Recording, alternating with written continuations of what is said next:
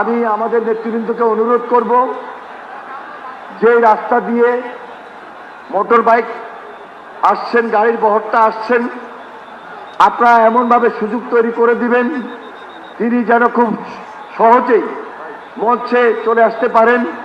আমি ভারপ্রাপ্ত চেয়ারম্যান জনাব তারেক রহমানকে আজকে আমাদের এই প্রিয় নেতাকে আমাদের এই মঞ্চে তাকে আন্তরিকভাবে ধন্যবাদ জানাই, অভিনন্দন জানাই।